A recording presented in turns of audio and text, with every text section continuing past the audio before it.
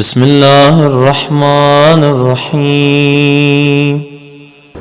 ما شاء الله لا حول ولا قوة إلا بالله العلي العظيم.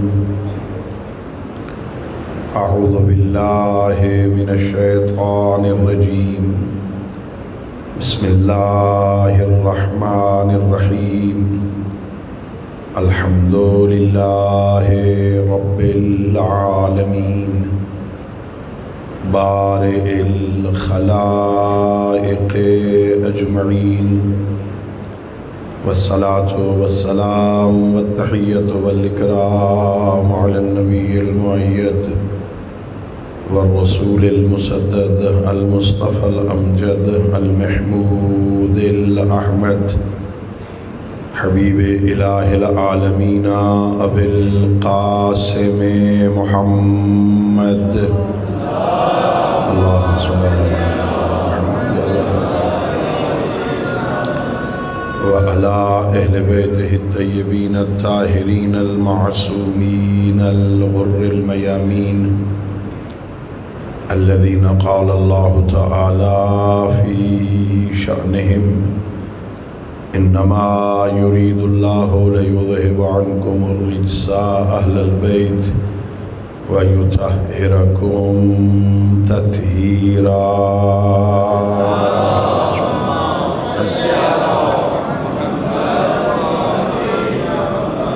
ورحمة الله على أحبابهم وأصحابهم وشيعتهم ومواليهم، ولعنة الدائمة الأبدية على أعدائهم أجمعين. أما بعد، فقد قال الله تبارك وتعالى في كتابه المجيد وفرقانه الحميد، وهو أصدق الصادقين وقوله الحق. بسم الله الرحمن الرحيم. قل يا عبادي الذين أسرفوا على أنفسهم لا تقنطوا من رحمة الله إن الله يغفر الذنوب جميعا. صلوات پڑھیے. اللهم صل على محمد. اللہ رب العزت بحق محمد و اہل بیت محمد علیہ السلام ہم سب کی اس عبادت کو اپنی بارگاہ میں قبول فرمائے. خالق لم یزل ولا یزال بحق ائمہ خدا علیہ السلام اس مجلس کو، اس ذکر کو، اس موعظے کو، اس عزاداری کو ہماری ہم سب کے مرحومین تمام شہدائے ملت اور بالاخص مرحوم مولانا محمد رضا مظفری، جناب مرحوم مولانا سید ارشد جعفری، بیگم و سید تنویر حیدر، بیگم و سید بشیر حسین، سید مختار ترمزی، بیگم و سید ظہیر حیدر اور بیگم و سید شریف حسین، اور ان کے علاوہ بھی وہ مرحومین جن کے لیے کوئی فاتحہ پڑھنے والا نہیں، سب کی بلندی درجات کا سبب قرار دے. اللہ رب العزت ہم سب کو اپنے معصوم ہادیوں کی سیرت طیبہ کو سمجھنے اور اس پر عمل کرنے کی توفیق عطا فرمائے. اپنی ان دعاؤں اور اس عظیم عبادت کی قبولیت کے لیے مل کے با آواز بلند صلوات پڑھیے. اللہم صلی علی محمد وعلی محمد وعجل فرجہ. میرے محترم معزز اور مکرم سامعین، اللہ رب العزت کا لاکھ لاکھ شکر ہے کہ اس ذات ہدیت نے، اس کریم اللہ نے، مہربان خالق نے، رحمان و رحیم پروردگار نے اس عارضی اور فانی دنیا میں ہمیں کامیاب، باوقار، باعزت اور سربلند زندگی بسر کرنے کے لیے سید الانبیاء کے بعد آل محمد جیسے معصوم رہبر عطا فرمائے. اس نعمت خداوندی پر، اس لطف الہی پر، اس ہدیہ پروردگار پہ جتنا خدا کا شکر ادا کیا جائے کم ہے.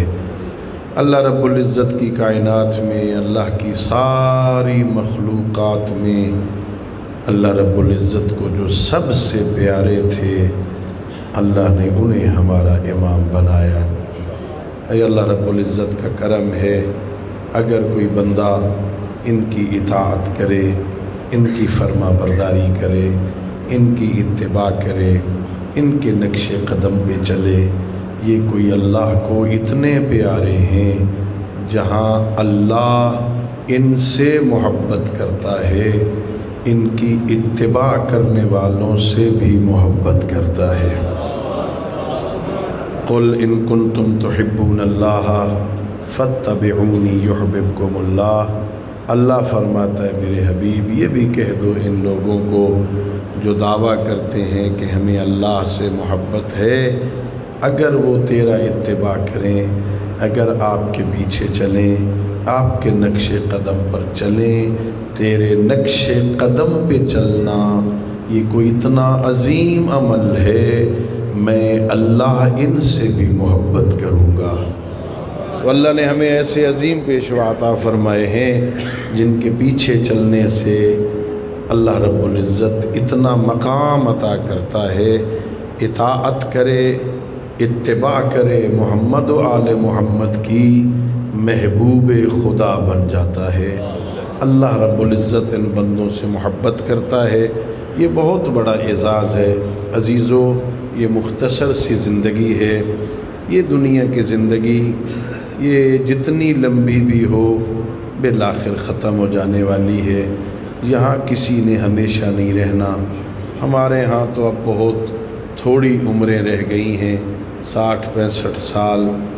مجھے یاد آ رہی ہے ایک روایت، حضرت نوح علیہ السلام نے اپنے صحابہ کو خطاب کر کے کہا، آپ کو معلوم ہوگا کہ حضرت نوح علیہ السلام نے 2500 سال زندگی پائی تھی، گھر نہیں بنایا تھا،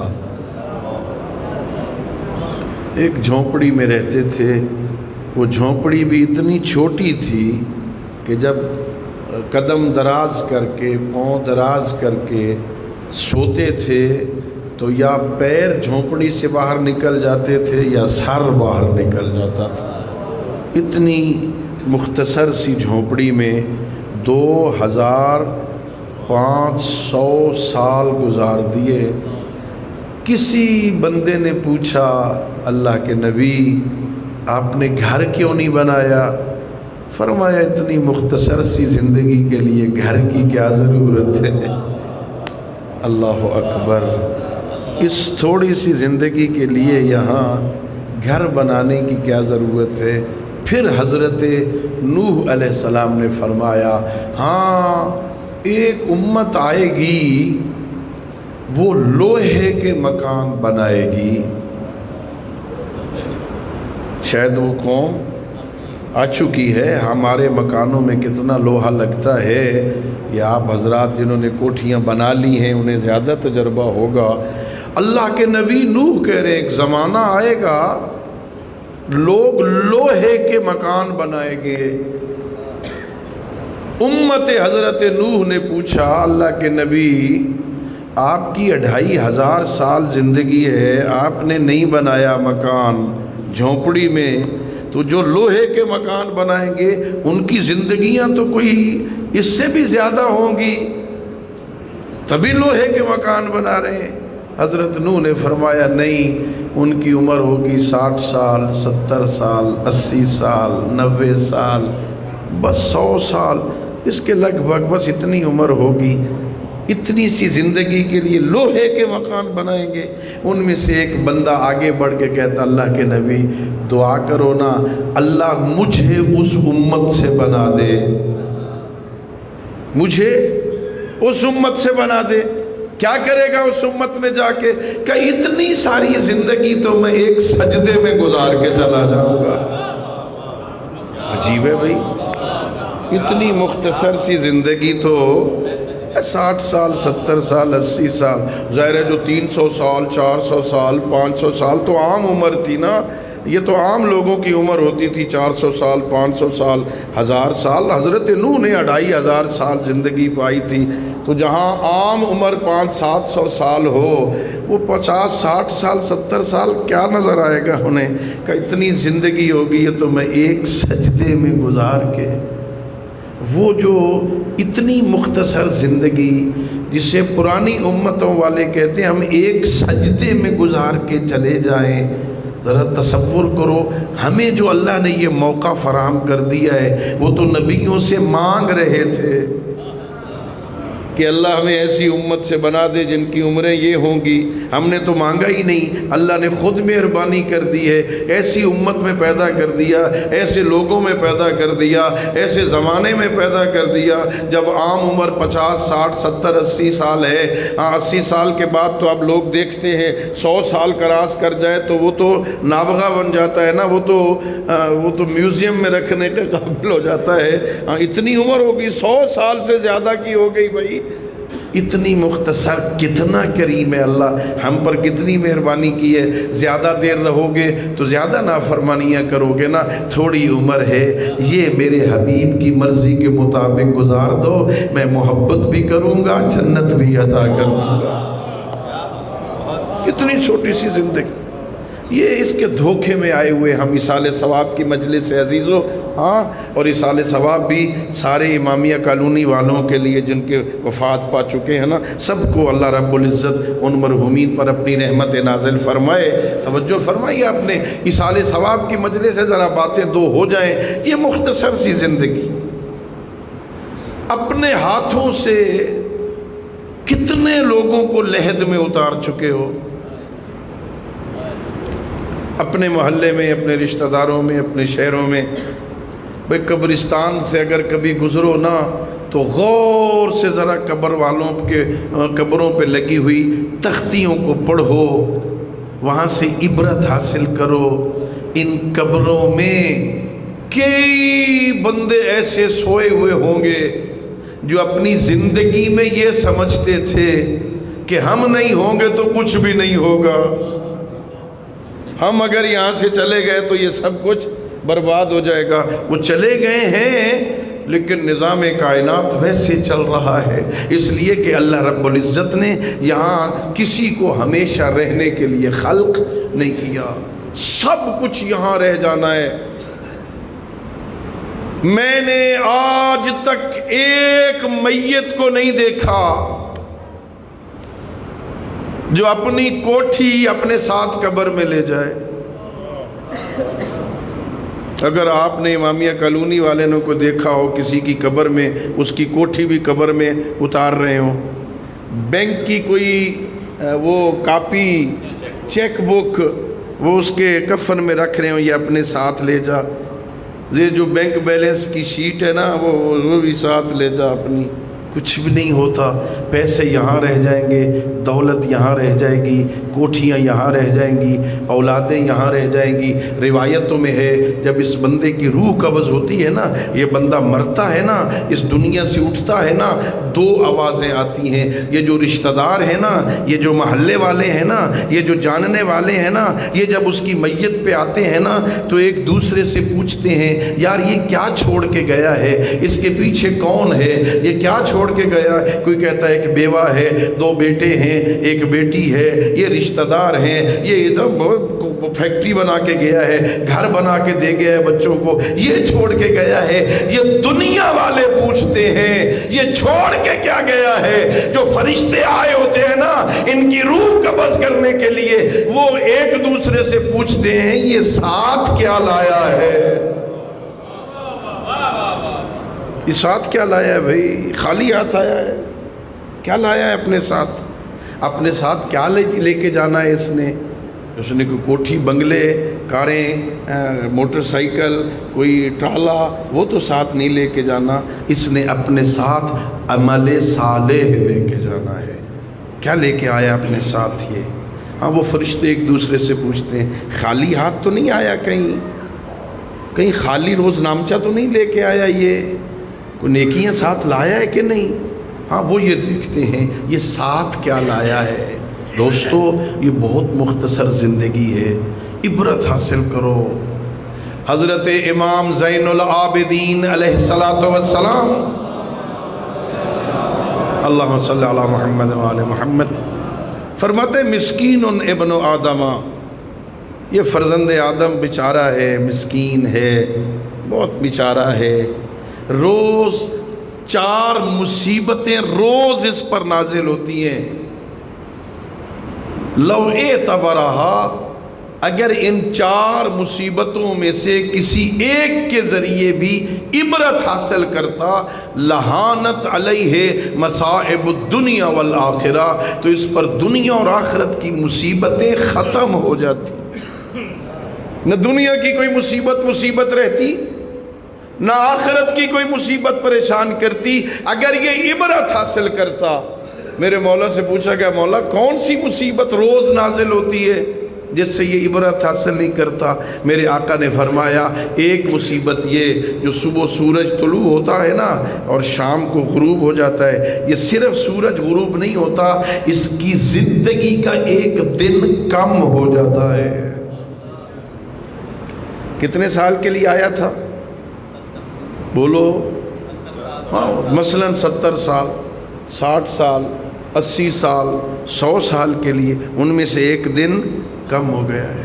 بات کی، باقی اس سے کم رہ گئے، اگلے دن ایک دن اور کم ہو گیا، پھر ایک دن اور کم ہو گیا، آہستہ آہستہ کم ہوتے ہیں، اینڈ کیا ہوگا؟ مہلت ختم ہو جائے گی۔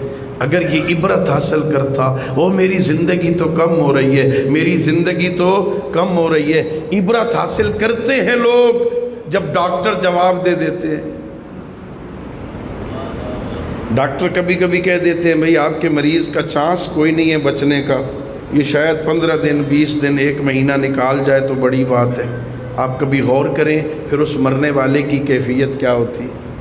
کبھی کبھی کسی کو سزائے موت ہو جائے، ہاں عدالتیں اسے سزا سنا دیں اور طے ہو جائے کہ فلاں تاریخ کو اسے سزائے موت دے دی جائے گی۔ کبھی کبھی کوئی نامور بندہ ہو نا، نامور بندہ جسے سزائے موت کا اعلان ہوتا ہے، تو پھر اخباریں اس کے آخری 24 گھنٹے کی رپورٹنگ کرتی، آخری ہفتہ کیسے گزرا، آخری دن کیسے گزرا، تو سارے لکھتے ہیں جی وہ معافیاں مانگتا رہا۔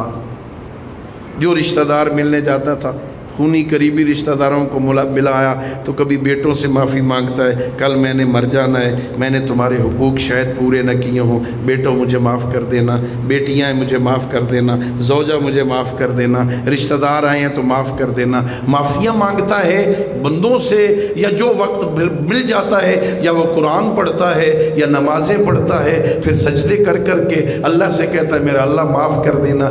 سمجھ نہیں آئی، شاید میں سمجھا نہیں سکا۔ جسے یقین ہو جائے نا میری موت آنے والی ہے، جسے یقین ہو جائے نا میں نے مرنا ہے، وہ اپنی زندگی میں یا لوگوں سے معافی مانگتا رہتا یا اللہ سے معافی مانگتا رہتا ہے، اس طرح زندگی گزارتا ہے۔ اگر آپ اور مجھے ہم اس سے عبرت حاصل کریں کہ میری زندگی کم ہو رہی ہے، میں تو موت کی طرف بڑھ رہا ہوں۔ حضرت امیر المؤمنین علی ابن ابی طالب علیہ السلام،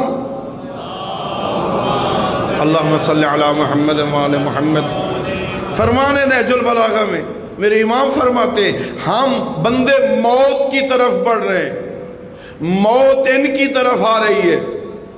اچھا موت ہمارے آگے بھاگ رہی ہو، ہم موت کے پیچھے بھاگ رہے ہوں تو ملاقات دیر سے ہوگی نا۔ میں ٹھیک کہہ رہا ہوں؟ چلو زبان سے بول دو سر کی بجائے۔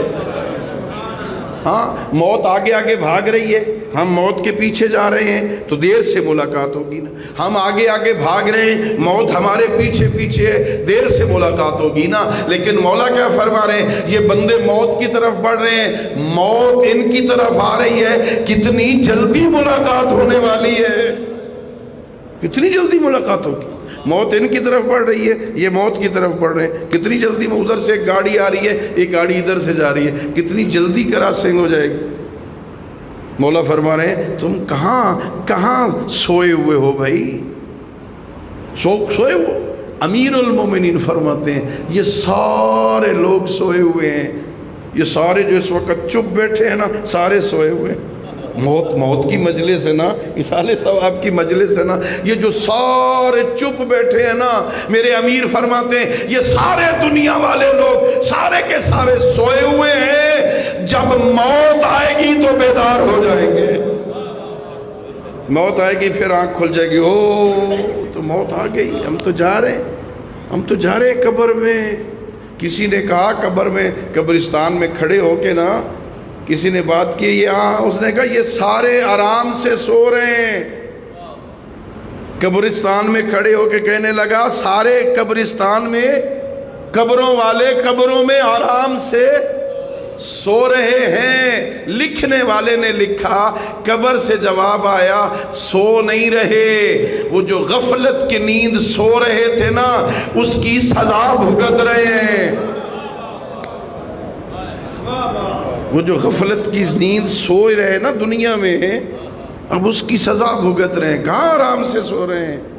اگر آرام سے چین سے وہاں سونا چاہتے ہو نا تو اس مختصر سی زندگی، بہت تھوڑی سی زندگی ہے، اپنے معصوم ہادیوں کی اتباع کر لو۔ اللہ رب العزت نے ہم پہ کرم کیا ہے۔ ہمارے ہاں بڑی مصیبت ہے، ہم مغربی تہذیب سے متاثر ہیں، ہم ہندوؤں کے ساتھ معاشرہ چونکہ مشترک تھا نا، اکٹھے رہتے تھے گلیوں میں بازاروں میں، گھر ہمسائے اکٹھے تھے نا، ان کی تہذیب ہمارے ذہنوں پہ ابھی تک سوار ہے، ابھی ہندوازم ہمارے ذہنوں سے اترا نہیں ہے نا۔ ہمارے ہاں سمجھتے یہ ہیں جس کے پاس مال و دولت زیادہ ہو، جس کے پاس بڑی دنیا کی ریل پیل ہو نا، وہی بڑا عزت والا ہوتا ہے۔ میں کل تفسیر قرآن پڑھ رہا تھا، اللہ رب العزت نے انسان کو مٹی سے بنایا۔ کس سے؟ مٹی سے بنایا۔ فرشتوں کو نور سے بنایا، جنوں کو آگ سے بنایا، کسی ہوائی مخلوق کو ہوا سے بنایا۔ اللہ نے انسانوں کو مٹی سے بنایا۔ میرا اللہ انسانوں کو مٹی سے بنا کے اشرف المخلوقات بنا دیا۔ مٹی چاروں عناصر میں سے مٹی یہ نیچے ہوتی ہے، آگ زمین سے اوپر ہوتی ہے، پانی زمین کے اوپر بہتا ہے، ہوا زمین سے اوپر ہوتی ہے، مٹی سب سے نیچے ہوتی ہے۔ میرا اللہ اسے اشرف المخلوقات بنانا تھا، کسی عظیم مادہ سے بناتا۔ کیا خوب تعبیر لکھی اس مفسر نے، اللہ میرے اسے جو اشرف المخلوقات بنانا تھا اسے نور کے مادہ سے بناتا، اسے آگ سے بناتا۔ وہ ابلیس نے ناز نہیں کیا تھا، خلقتنی من نار و خلقتہ من طین، میں کیسے سجدہ کروں اس کو، تو نے مجھے آگ سے بنایا، اسے مٹی سے بنایا، میں افضل ہوں، میرا مادہ افضل ہے، میں کیسے اس کے سامنے جھک جاؤں۔ اسے جو اشرف المخلوقات بنانا تھا اسے مٹی سے نہیں کسی اور مادہ سے بنایا ہوتا۔ ظاہر ہے اب دوسرے مادوں سے بنے ہوئے وہ تو ناز کریں گے، ہم نوری ہیں، ہم ناری ہیں، ہمارا مادہ نور ہے، یہ آگ سے بنا ہے، یہ ہوا سے بنا ہے، ہمارا مرتبہ بلند ہے، یہ مٹی سے بنا ہے۔ وہاں مفسر نے لکھا اللہ جواب دے گا، میں یہی تو سمجھانا چاہتا ہوں ان لوگوں کو کہ ہمارے نزدیک عزت عظمت کا معیار یہ نہیں ہے جو تم سمجھ بیٹھے ہو، ہمارے نزدیک عزت اور عظمت کا معیار یہ ہے کہ ہمارا تقویٰ کس کے پاس زیادہ ہے۔ اللہ اکبر، یا رسول اللہ، شاہد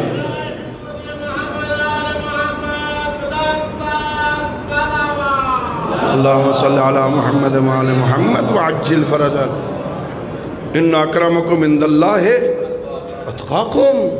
اللہ کے نزدیک سب سے زیادہ عزت والا وہ ہے جو تم میں سب سے زیادہ متقی ہے۔ مٹی سے بنا ہے لیکن تقوی الہی ہے، وہ فرشتوں سے بھی افضل ہو جائے گا۔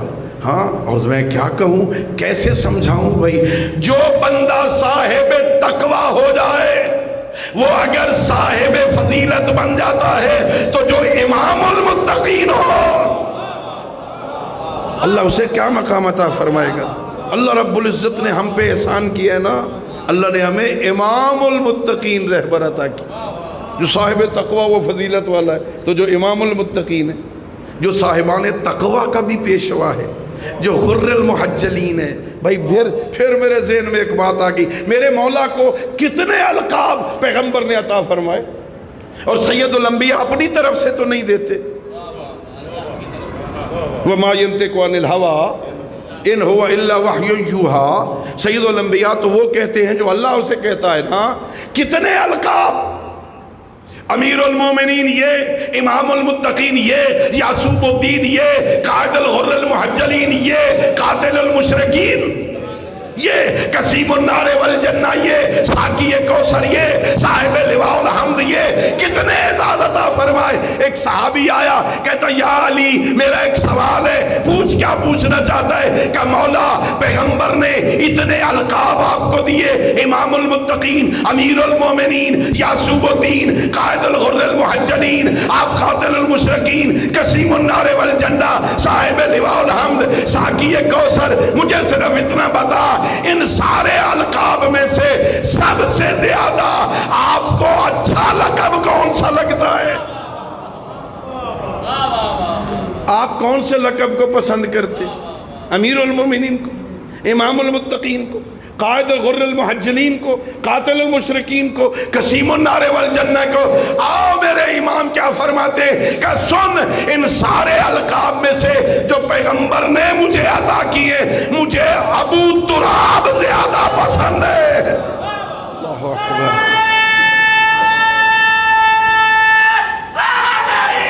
یا علی، مجھے ابو تراب زیادہ پسند ہے۔ کیوں مولا؟ کہ جتنے القاب تو نے بیان کیے ہیں نا، وہ امیر المومنین ہو، وہ امام المتقین ہو، وہ یعصوب الدین ہو، وہ قائد غر المحجلین ہو، وہ قاتل المشرکین ہو، وہ کسیم النار والجنہ، اس میں میری بڑھائی کا تذکرہ ہے، میری عظمت کا بیان ہے، میرے منصب کا معیار ہے۔ مولا فرماتے اگر مجھے پہچاننا چاہتے ہو نا، میری معرفت میرے منصب کے اعتبار سے نہیں، میری تواضع سے پہچانو۔ اللہ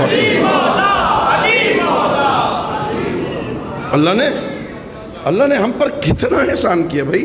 یہ مختصر سی دنیا ہے بھائی، اس میں ان چکروں میں نہیں آؤ۔ اللہ کو کیا پسند ہے؟ تقوی، متقی بن جاؤ۔ تقوی کوئی اتنی مشکل شے بھی نہیں ہے تقوی بھائی۔ تقوی کوئی مصیبت نہیں ہے۔ تقوی کے لیے کوئی یہ نہیں ہے کہ گھر بار چھوڑ کے 24 آور مسجد میں بیٹھنا پڑتا ہے۔ تقوی کا یہ معنی نہیں ہے نوکریاں چھوڑ دو، تسبیح پکڑ کے بیٹھ جاؤ، اللہ اللہ کرو۔ تقوی کا یہ معنی نہیں ہے دکان بند کر دے اور اپنے گھر میں بیٹھ جا، مصلے پہ بیٹھ جا، اللہ اللہ کر لے۔ تقوی کا معنی کیا ہے؟ تقوی کسے کہتے ہیں؟ کیا خوبصورت تعبیر ہے میرے اور آپ کے چھٹے امام کی۔ امام سے پوچھا گیا مولا یہ تقوی کیا ہے؟ یا ایھا الذین آمنوا اتقوا اللہ، اے ایمان والو تقوی اختیار کرو، اے ایمان والو متقی ہو جاؤ۔ وہ بچ گیا خسارے سے، الا الذین آمنوا وعملوا الصالحات، جنہیں عمل صالح کیا، تقوی اختیار کیا۔ یہ تقوی کیا ہے؟ میرے چھٹے امام نے فرمایا تقوی یہ ہے جہاں اللہ تجھے دیکھنا چاہتا ہے وہاں نظر آ، جہاں نہیں دیکھنا چاہتا وہاں نظر نہ آ، یہی تو تقوی ہے۔ یہ کون سی مصیبت ہے بھائی؟ یہ کتنا مشکل ہے بھائی۔ جہاں اللہ دیکھنا چاہتا ہے وہاں نظر آ جا، اور جہاں اللہ نہیں دیکھنا چاہتا وہاں نظر نہ۔ یہ تقوی ہے۔ اللہ جس حالت میں دیکھنا چاہتا اس حالت میں نظر آ جا، جس حالت میں نہیں دیکھنا چاہتا اس حالت میں نہ جا، یہ تقوی ہے۔ اللہ تجھے سویا ہوا دیکھنا چاہتا ہے، سو جا۔ اللہ دکان پہ دیکھنا چاہتا ہے، دکان پہ بیٹھ جا، تقوی ہے۔ اللہ رب العزت تجھے دفتر میں دیکھنا چاہتا ہے، دفتر میں بیٹھنا تقوی ہے۔ حل چلا رہا ہے اللہ کی مرضی کے مطابق، حل چلانا بھی تقوی ہے۔ اگر یہ تقوی نہ ہوتا تو امیر المومنین کھجوروں کے باغ نہ لگاتے، علی حیدر کرار کنویں کھود کے اللہ کی راہ پہ وقف نہ کرتے۔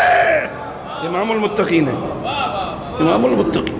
اس حالت میں جس شکل میں اللہ دیکھنا چاہتا اللہ کس لباس میں دیکھنا چاہتا ہے وہ لباس پہن لو، تقویٰ ہے۔ اللہ جو شکل تمہاری دیکھنا چاہتا ہے ویسی شکل بنا لو، تقویٰ ہے۔ اللہ رب العزت تمہیں جو تم دیکھنا چاہتا ہے تم یہ کھاؤ، جو تمہیں کھاتا ہوا دیکھنا چاہتا ہے نا وہ کھانا تقویٰ ہے، اور جو چاہتا ہے یہ نہ پیو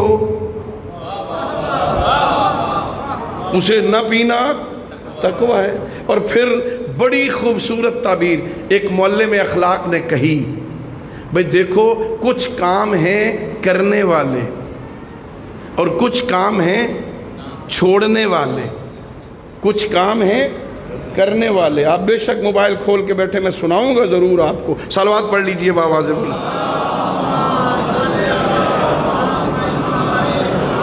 کچھ کام ہیں کرنے والے، وہ کام کرو گے تو تقویٰ ہوگا نا۔ نماز پڑھو تقویٰ ہے، روزہ رکھو تقویٰ ہے، سچ بولو تقویٰ ہے، ہاں حلال کماؤ تقویٰ ہے۔ یہ کام کرنے پڑیں گے تو تقویٰ ہوگا نا۔ کتنا مہربان ہے میرا اللہ، کچھ کام ہے ترک کرنے والے، جتنی دیر وہ ترک کرو گے تم تقوی کی حالت میں ہو۔ جھوٹ نہیں بولو جب تک نہیں بول رہے تقوی کی حالت میں ہو۔ کام ترک کر کے جن کاموں سے اللہ نے روکا ہے، جو کام کرنے والے ہیں جتنی دیر کام کرتے رہو گے اتنی دیر تقوی کی حالت میں ہو۔ وہ کام ختم ہو گیا، اب تقوی کی حالت ختم ہو گئی۔ لیکن جو کام ترک کرنے والے ہیں 24 گھنٹے وہ کام ترک کرو، 24 گھنٹے اطاعت میں ہو۔ کتنا آسان ہے، کتنا آسان ہے بھائی۔ جھوٹ نہیں بولو، 24 گھنٹے نہیں بول رہا جھوٹ بھائی، 24 گھنٹے تقوی میں ہو۔ غیبت نہیں کرو، بہتان نہیں لگاؤ، چغل خوری نہیں کرو، حرام نہ کماؤ، تقوی میں ہو ہر وقت، تقوی کی حالت۔ ان کو چھوڑو، تقوی کی حالت میں۔ اللہ ہمیں کس حالت میں دیکھنا چاہتا ہے ویسی حالت میں ہو جاؤ، متقی بن جاؤ گے۔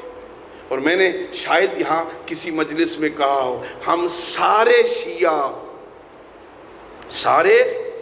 شیعہ یا علی مدد کے قائل ہیں۔ ٹھیک کہہ رہا ہوں میں؟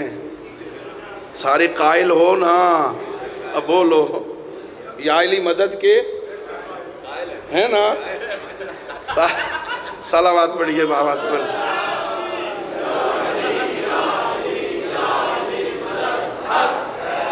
شیعہ ہو ہی نہیں سکتا جو یا علی مدد کا قائل نہ ہو۔ سب سے بہترین وسیلہ خدا کی بارگاہ میں محمد والے محمد علیہ السلام ہے نا۔ ہم سارے یا علی مدد کے قائل ہیں، یا علی مدد کرو، یا علی وسیلہ بنو، اللہ سے یہ لے دو، اللہ سے یہ لے دو، اللہ سے یہ لے دو۔ ہم یا علی مدد کے قائل ہیں۔ آؤ نہج البلاغہ میں علی کہتا ہے میرے شیعو تم میری مدد کرو، اعینونی تم میری مدد کرو۔ ہم کہتے ہیں یا علی آپ ہماری مدد کریں، مولا علی کیا فرماتے ہیں؟ تم میری مدد کرو۔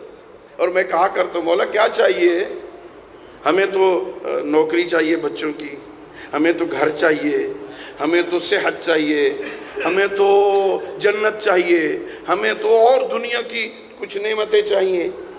ہم تو اس میں مدد مانگتے ہیں آپ سے، آپ کس میں مدد مانگ رہے ہیں؟ آپ کو کیا چاہیے؟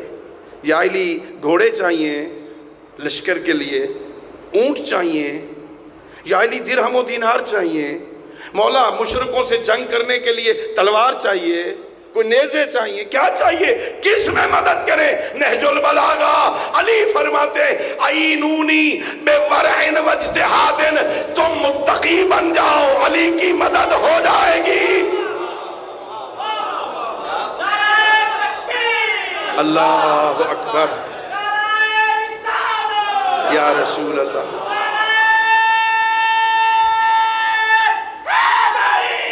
یا علی تم نیک بن جاؤ، تم پرہیزگار بن جاؤ، تم ورع اختیار کرو، تم تقوی اختیار کرو، تم متقی ہو جاؤ گے، علی کی مدد ہو جائے گی۔ جب تم گلی میں چلو گے، جب تم بازار میں چلو گے، جب تم دکان پہ بیٹھے ہوگے، جب تم گھر میں ہوگے نا، گھر والے خوش ہوں گے، میرا اللہ تیرا لاکھ لاکھ شکر ہے مجھے متقی باپ عطا کیا تو نے۔ ہاں کیا مزہ آئے گا۔ ہاں گلی میں دکان پہ بیٹھے ہو، لوگ کہیں گے واہ واہ سبحان اللہ، ایسا ہونا چاہیے، آخر امام المتقین کا ماننے والا ہے نا۔ علی کی مدد ہو جائے گی، تقوی اختیار کرو، نیکی کے راستے پہ آؤ بھائی. برائیاں، بدکاریاں، غلط کاریاں، چغلخوریاں، جھوٹ، فریب، حسد، کینہ، بغض، کتنی مصیبتیں ہیں جنہوں نے ہمیں گھیرا ہوا ہے. ان سے نکلو. یہ رجس ہے، رجس ہیں. اہل بیت تو دور ہے نا، کیا خیال ہے ہمیں بھی دور ہونا چاہیے کہ نہیں؟ انہیں اللہ نے ارادہ تکوینی سے ان رجس کو دور رکھا ہے. اللہ ہم سے ارادہ تشریعیہ میں چاہتا ہے کہ تم دور ہو جاؤ. وہ ارادہ تکوینیہ کی وجہ سے دور ہے، اس لیے معصوم ہے. اللہ ہم سے بھی چاہتا ہے تم پاک رہو، لیکن ارادہ تشریعیہ میں اپنی مرضی سے وہاں اللہ نے ارادہ تکوینیہ سے ان سے رجس کو دور رکھا ہے، اس لیے انہیں معصوم بنایا. ارادہ تکوینیہ کی وجہ سے وہ معصوم ہو گئے. ہم غیر معصوم ہیں. اللہ ہم سے بھی چاہتا ہے جھوٹ نہ بولو، غیبت نہ کرو، بہتان نہ لگاؤ، اچھے بن جاؤ. اچھے، تمہاری شکل بتائے تم علی والے ہو، تمہاری گفتگو بتائے، لہجہ بتائے شریفوں والا ہے. بیٹی سے بات کر رہے ہو نا، بیٹی خوش ہو. زوجہ سے بات کر رہے ہو، زوجہ بھی خوش ہو. میرا اللہ تیرا لاکھ لاکھ شکر ہے مجھے تو نے علی کا نوکر شوہر عطا کیا ہے. ایسا نہ ہو کہ وہ کہ الحمدللہ ہفتے کے لیے چلا گیا ہے. ایسا تو نہیں ہونا چاہیے نا. میں نہیں کہہ رہا، یہ امیر المومنین کا فرمان ہے نہج البلاغہ میں. لوگوں کے ساتھ اس طرح زندگی گزارو لوگ تمہیں نہ پا کے تمہارے دیدار کے مشتاق ہوں. اس طرح بھائی کمال ہے. 4 دن ہو گئے، وہ جو اللہ کی نعمت ہمارے محلے میں ہے، وہ جو علی مولا کا شیعہ ہے، 4 دن ہو گئے نظر نہیں آیا. یار وہ کدھر چلا گیا ہے؟ ہماری آنکھیں اس کے دیدار کی مشتاق ہیں. الحمدللہ اس طرح زندگی گزارو. ہاں گھر والے، محلے والے، دوست، رشتہ دار، دوسرے جو نہیں. ہاں اگلا جملہ بڑا عظیم ہے. میرے مولا فرماتے ہیں وَإِن مُتُّمْ، اگر تم مر جاؤ نا، زندگی ایسے گزار کے جاؤ کہ اگر تم مر جاؤ نا تو غیر تم پہ آنسو بہائے. اپنے تو روئیں گے، بیٹے تو روئیں گے، بیٹیاں تو روئیں گی، گھر والے تو روئیں گے، رشتہ دار تو روئیں گے. کردار اتنا اچھا چھوڑ کے جاؤ نا، محلے والے روئیں، او ہو اللہ کی نعمت ہم سے چھن گئی ہے. وہ کیسے ہو سکتی ہے؟ جب ہم کردار کے اعتبار سے علی والے ہو جائیں گے. ہاں اپنا کردار بناؤ، اپنے گھر میں، گلی میں، بازار میں، چوک میں، دفتر میں، بزنس، کاروبار، سکول، کالج، یونیورسٹی، جہاں بھی جاؤ تم سفیر مکتب اہل بیت بن کے جاؤ. اس لیے معصوم فرماتے ہیں، یہ معصوم کا فرمان ہے. حضرت امام جعفر صادق علیہ السلام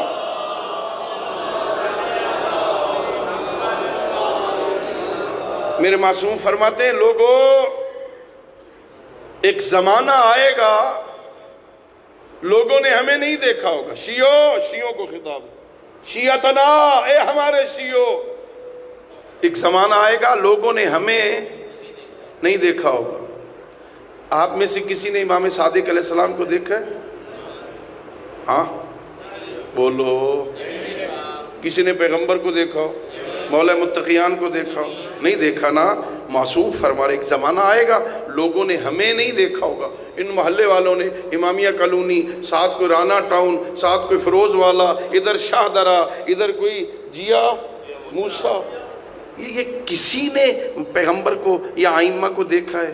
معصوم فرما رہے ہیں زمانہ آئے گا لوگوں نے ہمیں نہیں دیکھا ہوگا. اور شیعو لوگ تمہیں دیکھ کر ہمارے بارے میں رائے قائم کریں گے. لوگوں نے ہمیں نہیں دیکھا ہوگا، لوگ تمہیں دیکھیں گے اور تمہیں دیکھ کے ہمارے بارے میں رائے قائم کریں گے. یہ ان کے شیعہ ہیں، یہ ایسے ہیں تو وہ بھی. اب بتاؤ کتنی اہم سنگین ذمہ داری ہمارے کندھوں پہ ہے. معصوم فرما رہے ہیں تمہیں دیکھ کر ہمارے بارے میں رائے قائم کریں. اور اگلا جملہ بڑا عظیم ہے میرے مولا کا. فرماتے شیعو کوئی ایسا کام نہ کرنا لوگ تمہیں دیکھ کر ہم سے نفرت کریں. اللہ اکبر. کوئی ایسا کام نہ کرنا تمہیں دیکھ کر ہم سے ہم سے نفرت کریں، ایسا کام نہ کرو۔ کتنی اہم ذمہ داری مولا نے ہمارے کندھوں پہ ڈال دی۔ ہمیں کیسے رہنا ہے اس دنیا میں؟ ہاں ایسے بن کے رہو، شیعتنا کونوا لنا زینا، ہمارے لیے باعث زینت بنو، باعث ننگ و عار نہ بنو، باعث زینت بنو، ولا تکونوا علینا شینا، ہاں لو ہمارے لیے بدنامی کا سبب نہ بنو، باعث زینت بنو۔ جو دنیا میں آل محمد کے لیے باعث زینت بنے گا نا، پھر مرنے کے بعد اسے کوئی ڈر نہیں ہوگا، ہاں اس کی قبر منور، اس کی برزخ کامیاب، اس کا حشر کامیاب، ہاں جنت میں جائے گا۔ کمال ہے، کمال ہے شیعو، اللہ نے تمہیں رہبر عطا کیے ہیں کائنات رہبری میں نے کسی مذہب کا رہبر نہیں دیکھا جسے جنت میں جانے کا موقع ملے گا، جنت چلا جا، وہ کہے میں نہیں جاتا، میں انتظار کروں گا جب تک میرے شیعہ نہیں آ جاتے۔ ایک زہرا ہے جو دروازے پہ رک کے کہے گی میں نہیں جاتی جب تک میرے شیعہ نہ۔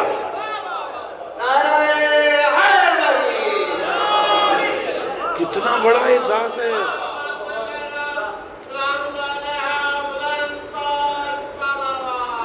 اللہم صلی علی محمد وآل محمد وعجل فرج۔ کتنا بڑا اعزاز ہے۔ ایسے بن جاؤ کہ وہ ہم پہ ناز کرے، ایسے بن جاؤ کہ بی بی ہمارا انتظار کرے، ایسے بن جاؤ کہ 14 معصوم ہماری شفاعت کریں، اور ظاہر تبھی شفاعت کریں گے اگر ہم ان کی اتباع کریں، ہم ان کی اطاعت کریں، ہم ان کی فرما برداری کریں، ہم ان کی بات مانیں۔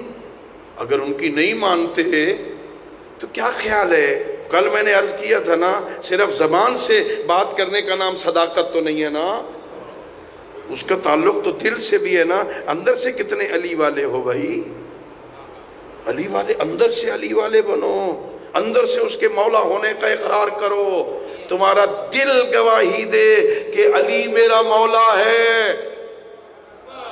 مزہ آ جائے گا، مرنے کا بھی مزہ آئے گا، قبر میں جانے کا مزہ آئے گا، پھر لطف آئے گا جب قبر میں اترے ہوئے ہوں گے نا، پھر ایک نہیں، میں نے پڑھا ایک نہیں کئی معصوم آئیں گے قبر میں اپنے شیعہ کی زیارت کرنے کے لیے۔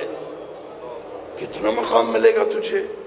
لیکن ہو جائے ایسا نا، انہیں صاحب کردار چاہیے، کردار بنا، تھوڑا سا عرصہ ہے، مختصر زندگی ہے، ان کی مرضی کے مطابق گزار، ان کی اطاعت کر لے۔ میں نے زحمت دی عزیزو آپ کو، اللہ مرحومین پہ رحمت نازل کرے۔ یہ جو دین اور شریعت ہے نا، جو آپ تک اور ہم تک پہنچی ہے نا، اس پہ بڑا خرچ ہوا ہے، ہمیں ملی ہے مفت میں نا۔ مفت میں ملی ہوئی شے کی قدر نہیں ہوتی نا۔ ذرا اس کی قیمت پوچھو شام غریبہ کی اجڑی زینب سے، کتنا خرچ ہوا زہرا کی بیٹی، اللہ اکبر، کتنا خرچ ہوا۔ کہتے ہیں جب کربلا سے یہ قافلہ چلا تھا نا کوفہ اور شام کی طرف، تو 62 اونٹوں پر بیبیاں اور بچے سوار تھے۔ جب شام سے واپس پلٹے ہیں نا، تو میرے مولا زین العابدین نے 3 اونٹ مانگے ہیں۔ ذرا پوچھو زینب سے خرچہ کتنا ہوا؟ وہ جو 62 اونٹوں پہ سوار تھے نا، وہ کدھر گئے؟ کہیں کوئی بچہ گر جاتا، کہیں کوئی بچی گر جاتی، کہیں کوئی اونٹ سے گر جاتا۔ اللہ اکبر۔ ہاں بچے چھوٹے چھوٹے تھے نا، انہوں نے ماؤں کے دامنوں کو پکڑا ہوا تھا۔ بے پلانہ شتر پہ بیبیاں سوار، بیبیوں کے ہاتھ پسے گردن بدھے ہوئے، بچوں نے اپنی ماؤں کے دامن پکڑے ہوئے، اور جب ظالم تازیانے مارتے، اونٹ دوڑتے تھے نا، بچوں کے ہاتھ چھوٹ جاتے۔ مائیں حسرت سے دیکھتی، صرف ایک جملہ کہتی، میرے لال اللہ کے حوالے، اللہ کے حوالے۔ عزادارو جملہ سننا، اللہ تمہارے آنسوں کو قبول کرے۔ ایک بچہ گرا، دوسرا بچہ گرا، تیسرا بچہ گرا، ہر مانے کا اللہ کے حوالے۔ روایت کی لفظ ہے، ایک منزل ایسی آئی جہاں ایک بچی گر گئی، ایک بندہ وہاں رہنے والا اس کے قریب آیا، بچی کو پکڑنا چاہا، ماں نے آواز دی اس کے قریب نہ آنا، یہ زہرا کی بیٹی ہے۔ اللہ اکبر، اللہ اکبر۔ کوئی پوچھے زینب کبریٰ سے کتنا خرچ ہوا، کتنے لے کے گئی تھی، کتنے بچا کے لے آئی؟ دو جملے، اللہ تمہیں مدینے لے جائے، اللہ تمہیں مدینے کی زیارت کروائے۔ ہاں بیٹی ہے نا، اس امامیہ کالونی کی بیٹی، کوئی 10 سال کے بعد بھی آئے نا باہر رک کے، ایسا نہیں ہوگا وہ پہچان نہ سکے یہ گلی کون سی ہے، یہ کون سا محلہ آ گیا۔ اللہ جانے زینب کتنی اجڑ کے آئی ہے۔ ہاں ایک مرتبہ مدینے کے باہر آئی، سجاد سے پوچھا بیٹا یہ کون سا شہر آ گیا ہے؟ اور میرے آقا نے کہا یہ تیرے نانا محمد کا شہر مدینہ آ گیا، یہ سننا تھا۔ اور میری آقا زادی جناب ام کلثوم نے مرثیہ پڑھا، یا مدینہ جدنا لا تقبلینا، اے نانا کے شہر ہمیں قبول نہ کر، اب تجھ میں رہنے کے قابل نہیں رہ گئے۔ اللہ اکبر۔ آج شہر میں داخل ہوا، یہ قافلہ آیا، سیدھا پہلے پیغمبر کے روضے پہ گیا۔ میں نے ان گناہگار آنکھوں سے پڑھا ہے، میری آقا زادی نے اپنے بابا کو، اپنے نانا کو بتایا، نانا تیرا حسین مارا گیا، نانا تیرا اکبر مارا گیا، نانا تیرا عباس مارا گیا، نانا تیرے بچے مارے گئے، نانا تیری بیٹیاں قید کر لی گئی، نانا ہمیں بازاروں میں پھرایا گیا، نانا ہمیں درباروں میں لے جایا گیا، نانا میں یزید کے سوالوں کے جواب دیتی رہی، نانا نانا اگر نہ محرم نہ ہوتے، رات کا اندھیرا ہوتا، میں اپنی پشت سے کپڑا ہٹاتی، میں تجھے دکھاتی امت نے کیا اجر رسالت دی۔ اللہ اکبر۔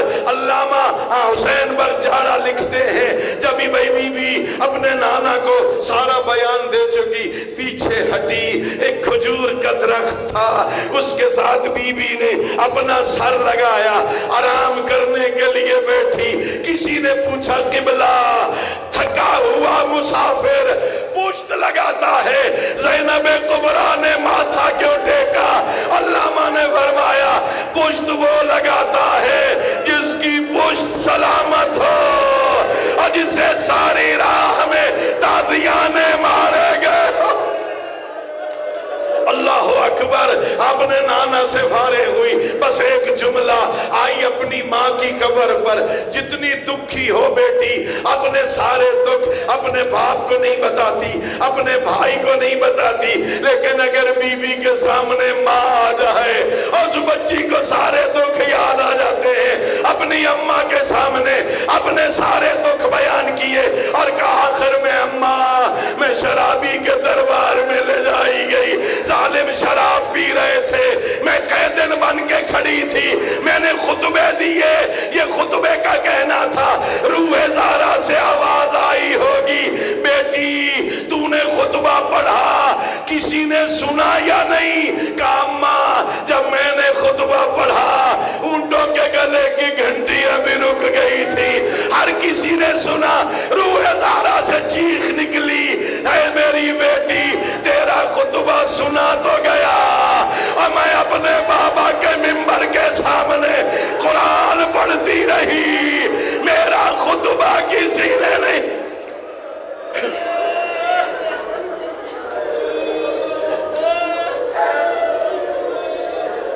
لبیک یا حسین، لبیک یا حسین۔